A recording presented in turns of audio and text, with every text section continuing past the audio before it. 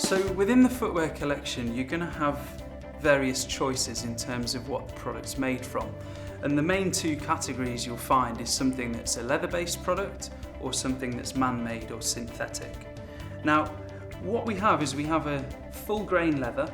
These are the most durable and most water-resistant products that we do. Some might have a nubuck finish to them as well, where they've been brushed to make them look a little bit softer, gives them a visual enhancement as well.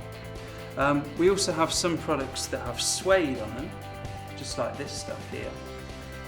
Slightly less costly, slightly less durable, but still pretty tough for the intended purpose of the product.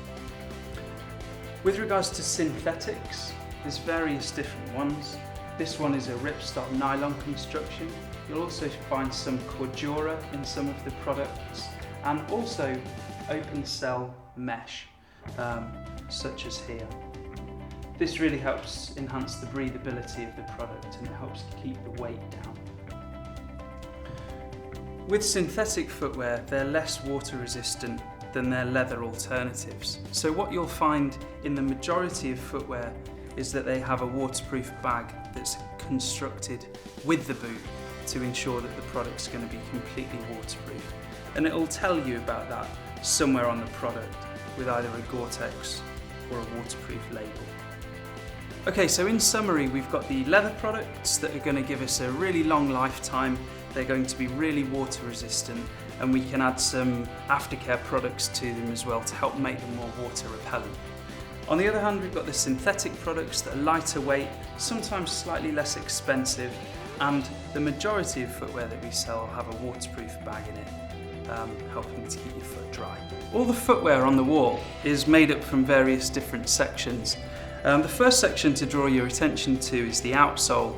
It's made from rubber, really hard wearing and grippy on a range of terrains, and it helps to keep you fixed on the terrain using these lugs. They'll bite down into the terrain if it's wet, if it's muddy, if the rocks are steep and slippery. It'll also help you brake as well if you're heading downhill. On top of that, we've got the cushioning. It's usually made from a substance called EVA, and it's there to make the ride a little bit more comfortable. It's also really light. On top of that, we have the midsole. The midsole really dictates the end use of the product. So if it's a running piece, the midsole will be really flexible, whereas if it's a product that you're going to spend a full day wearing in the mountains, it'll give you much more stiffness, therefore supporting the natural movement of your foot. Across the front, we have a lacing system that comes right up to the cuff of the boot. This means that it'll help to protect your ankle and support you when you're walking. The tongue is nice and high. It's constructed again for comfort, so it's not going to rub or cause you any kind of irritation around the ankle.